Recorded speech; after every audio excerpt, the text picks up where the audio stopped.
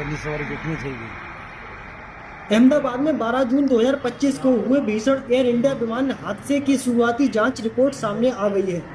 Air India crash के ठीक एक महीने के बाद यानी 12 जुलाई को AIIB ने 15 पेजों की एक जांच रिपोर्ट सार्वजनिक यानी कि साझा की है। इस रिपोर्ट में जो खुलासे हुए हैं वो न सिर्फ चौंकाने वाले हैं बल्कि नए सवाल भी खड़े करते हैं। एयरक्राफ्ट एक्सीडेंट इन्वेस्टिगेशन ब्यूरो यानी AAIB ने 12 जुलाई 2025 को इस रिपोर्ट का खुलासा किया है। AAIB की इस रिपोर्ट में कॉकपिट की आवाज़ रिकॉर्डिंग का हवाला दिया गया है, जिसमें एक पायलट यानी कि जो कैप्टन है कैप्टन सुमित समरवाल जो अपने को पायलट से कहते हुए सुनाई दे रहे हैं कि आपने इंजन का फ्यूल बंद क्यों किया। तो दूसरे जो पायलट हैं को पायलट उन्होंने इसके जवाब में कहा है कि नहीं, मैंने ऐसा नहीं किया। दोनों की इस कुछ सेकंड की बातचीत से एक बात का खुलासा होता हुआ नजर आ रहा है कि शायद इंजन का फ्यूल बंद हो जाने की वजह से इंजन को थ्रस्ट नहीं मिल पाया है, जो कि बात आजकल बहुत सारी मीडिया में चल रही थी। बहुत सारे लोग इस बात का सवाल उठा रहे हैं कि इंजन थ्रस्ट नहीं ले रहा था, इंजन जो है टेक ऑफ नहीं ले पा रहा था।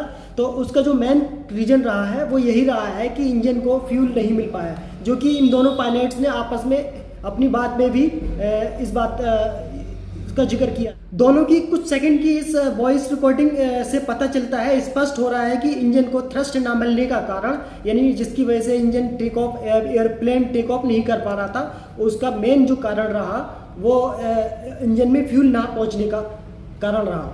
अब वो शायद कोई टेक्निकली प्रॉब्लम रही हो या फिर इंजन के कुछ फ्यूल सिस्टम में पहले से ही प्रॉब्लम रही हो। इसी बीच बहुत सारे सवाल भी खड़े हो रहे हैं कि एक पायलट ने जानबूझकर इंजन का फ्यूल बंद किया था या फिर इंजन में कोई ऐसा टेक्निकली इशू था जिसकी वजह से इंजन में फ्यूल नहीं पहुंच पा रहा था, जिस कारण से इंजन का जो फ्यूल है वो टेक्निकली ऑटोमेटिक बंद हो गया। प्राइमरी जांच रिपोर्ट में कहा गया कि हादसा विमान के दोनों इंजन बंद होने की वजह से हुआ था। टेक ऑफ से कुछ सेकंड के बाद ही दोनों इंजन बंद हो गए थे। इसी दौरान कॉकपिट की रिकॉर्डिंग में एक पायलट ने दूसरे से पूछा, क्या तुमने इंजन बंद किया? लेकिन दूसरे ने जवाब दिया नहीं। इस हादसे से विमान में सवार 242 लोगों में से 241 लोगों की मौत हो गई थी। सिर्फ एक ही शख्स जिनका नाम रमेश विश्वास है वो अभी भी जिंदा है, वो ही जिंदा बचकर उस प्लेन से निकल पाए थे। इसके अलावा प्लेन जिस बिल्डिंग से टकराया था, जिस मेडिकल कॉलेज की बिल्डिंग से टकराया था, प्लेन जहां क्रैश हुआ था वहां भी लोगों की मौत हुई। कुल अब तक 260 लोगों की मौत हो चुकी है इस प्लेन हादसे के कारण। इस विमान ने जैसे ही 180 यानी 180 नॉट्स की अधिकतम स्पीड पकड़ी, ठीक उसी वक्त दोनों इंजन के fuel cut off switch run से कट ऑफ में चले गए। यानी कि इंजन में जो फ्यूल जाने का सिस्टम होता है, जो फ्यूल जाने का जो स्विच होता है वो ऑटोमेटिकली कट ऑफ हो गया, बंद हो गया।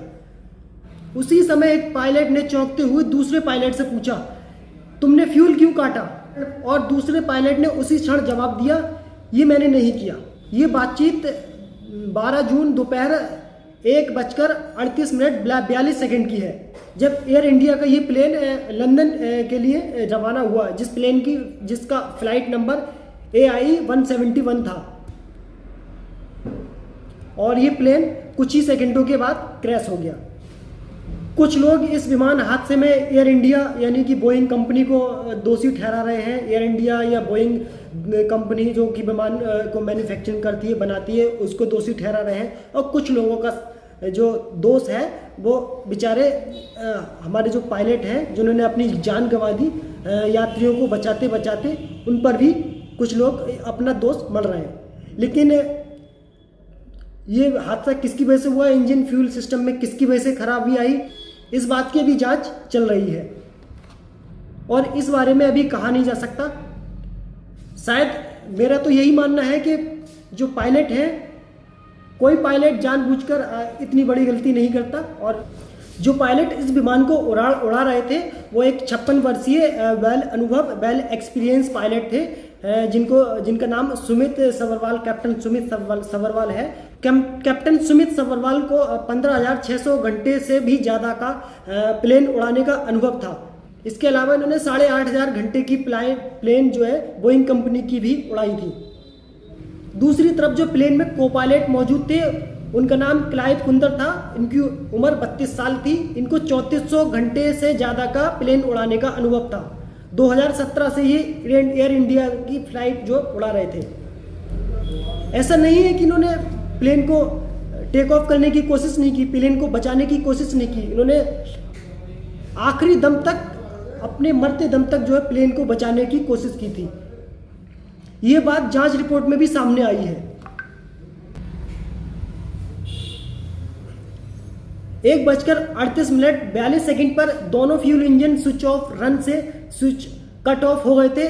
उसके ठीक 10 सेकंड के बाद इंजन 1 को दोबारा से रन किया गया या रन करने की कोशिश की गई, और फिर इंजन 2 को भी दोबारा से रन करने की कोशिश की, लेकिन फ्यूल इंजन तक ना पहुंच पाने के कारण उनको थ्रस्ट नहीं मिला और इंजन रन नहीं कर पाया। इसके आगे शायद वो कोशिश करते, लेकिन तब तक बहुत देर हो चुकी थी, क्योंकि प्लेन ज़्यादा ऊंचाई पर नहीं था। प्लेन ने टेक ऑफ किया ही था, तब तक जो है प्लेन एक बिल्डिंग से टकराकर हादसाग्रस्त हो गया। जब इंजन को पायलट ने दोबारा से रन यानी कि ऑन ऑफ करने की कोशिश की, तो थोड़ा सा रिस्पांस दिया इंजन ने, प्लेन ने थोड़ा सा रिस्पांस दिया, लेकिन प्लेन में प्रॉपर ईंधन नहीं पहुंच पा रहा था, इसलिए प्लेन जो है टेक ऑफ नहीं कर पाया और ये दुर्घटनाग्रस्त हो गया। जांच रिपोर्ट में वर्ल्ड हिट की आशंका को भी खारिज किया गया। जांच में साफ हुआ कि हादसे के पीछे वर्ल्ड हटिंग यानी पक्षी के टकराने का कोई भी कारण नहीं था। जांच रिपोर्ट में यह भी साबित हुआ है कि मौसम भी उस समय अनुकूल था, और पायलट ने लास्ट टाइम में मेडे की कॉल की थी, जो कि एक बहुत ही ज़्यादा गंभीर इमरजेंसी अलर्ट होता है, बहुत ही ज़्यादा गंभीर इमरजेंसी कॉल होती है। प्लेन उड़ाने से पहले पायलट का मेडिकल फिटनेस टेस्ट होता है, जिसमें भी दोनों पायलट फिट पाए गए और उनको किसी भी प्रकार की कोई शारीरिक समस्या नहीं थी। जब विमान 190 मीटर यानी 625 फीट की ऊंचाई पर था, तभी पायलट ने एक ट्रैफिक कंट्रोल को मेडे कॉल भेजा। मेडे यानी कि एक इमरजेंसी संदेश होता है। एक अमेरिकी एजेंसी ने इस प्लेन को लेकर पहले से ही चेतावनी दी थी कि इसमें शायद पहले से ही खराबियां चल रही थी। कुछ लोग इन गई हुई जानों का दोषी एयर इंडिया को मान रहे हैं, क्योंकि इस प्लेन को लेकर एक अमेरिकी कंपनी ने, एक अमेरिकी एजेंसी ने पहले ही चेताया था, पहले ही चेतावनी दी थी कि इस प्लेन में बहुत सारी टेक्निकली खराबी चल रही है। ज़्यादातर लोग जो है एयर इंडिया की लापरवाही और प्लेन में पहले से जो कमियां रहीं उनको रिपेयर नहीं कर पाना, उनको पर ध्यान नहीं देना, इस बात को इस प्लेन हादसे का दोषी मान रहे हैं। आप लोगों की इसमें क्या राय है, कमेंट बॉक्स में ज़रूर बताएं, और जानकारी अच्छी लगी हो तो चैनल को सब्सक्राइब जरूर करें।